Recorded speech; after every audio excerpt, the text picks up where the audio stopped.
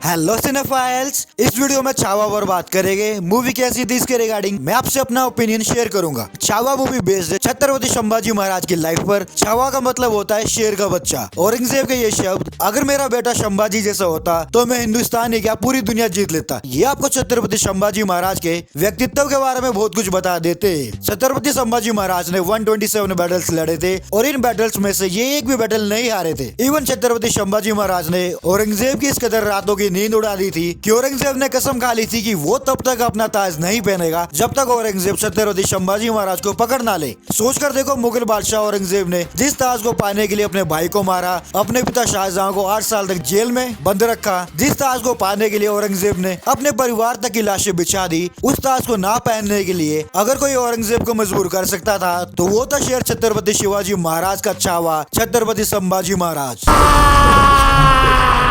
देखो, जब ऐसे किसी महान इंसान की जिंदगी पर आधारित कोई फिल्म आती है तो मेकर्स पर ऑटोमेटिकली ये रिस्पॉन्सिबिलिटी आ जाती है कि एक तो मेकर्स हिस्ट्री से ज्यादा छेड़छाड़ ना करे और दूसरा मेकर्स कैश ग्रैब के चक्कर में मूवी ना बना दे। आपने अक्षय कुमार की सम्राट पृथ्वीराज देखी होगी, ये मूवी काफी अच्छी हो सकती थी पर मेकर्स की लैक ऑफ रिस्पॉन्सिबिलिटी कह लो या फिर अक्षय कुमार की नकली मूछें, मूवी ने ऑडियंस को हर तरह से डिसअपॉइंट किया है। यहीं पर छावा के मेकर्स ने अपनी रिस्पॉन्सिबिलिटीज को ध्यान में रखा है। छावा स्टार्ट ही होती है एक एक्शन सीक्वेंस से जो की काफी शानदार है देखने में। फिर इसके बाद मूवी की स्टोरी आगे बढ़ती है, हमें कैरेक्टर से इंट्रोड्यूस करवाया जाता है और उनके मोटिव्स को बताया जाता है और यही सब कुछ मेकर्स ने हमें मूवी के फर्स्ट हाफ में दिखाया है। फर्स्ट हाफ एंड होता है औरंगजेब की क्रुएल्टी के साथ कि कैसे औरंगजेब पूरा बौखला गया था जब छत्रपति संभाजी महाराज ने औरंगजेब की एक जगह को डिस्ट्रॉय कर दिया था और अपनी इसी बेइज्जती की वजह से औरंगजेब ने ताज न पहनने की कसम खाई थी। देखो, छावा का फर्स्ट हाफ स्टार्ट तो एक एपिक एक्शन सीक्वेंस के साथ हुआ था और उसके बाद फर्स्ट हाफ थोड़ा स्लो पड़ता है जो कि समझ में भी आता है, स्टोरी की डिमांड थी। फिर जैसे ही मूवी का सेकंड हाफ आया, मेकर्स ने एक के बाद एक बैटल सीक्वेंस दिखाए हमें, जिनके कुछ शॉट्स आपने ट्रेलर में भी देखे होंगे।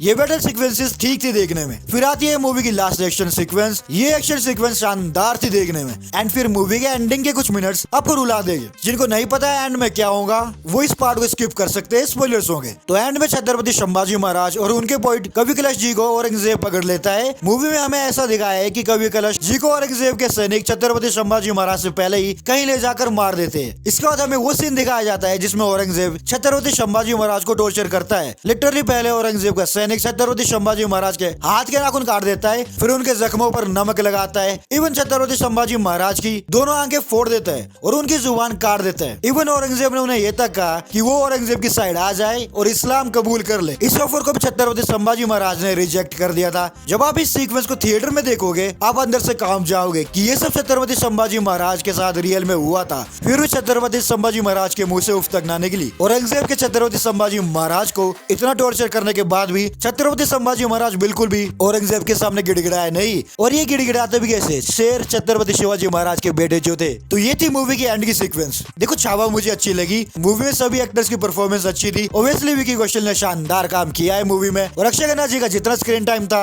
उसमें इस बंदे ने भी कमाल की एक्टिंग करी है। रश्मिका की भी अच्छी परफॉर्मेंस थी मूवी में। एक सीन है मूवी में जब रश्मिका गुस्से से देखती है किसी को, उस सीन में रश्मिका की एक्टिंग अच्छी थी। बाकी आशुतोष राणा जी और जितने भी दूसरे एक्टर्स थे सब ने अच्छा काम किया है। बस एक कमी लगी मूवी में मुझे, बीजीएम बेटर हो सकता था। एक सीन है सेकंड हाफ में, उसमें बैकग्राउंड में एक रैप सॉन्ग चल रहा है। आई डोंट थिंक सो कि उस एरा में रैप म्यूजिक एग्जिस्ट करता भी होगा। वो रैप म्यूजिक लिटरली मूवी की थीम से अलग फील हो रहा था जो कि मुझे और लगा देखने में। बाकी मुझे मूवी पसंद आई। आप कमेंट में बता सकते हो आपको मूवी कैसी लगी। तो इस वीडियो में बस इतना ही। जोरो भाई, पार्वती पतये हर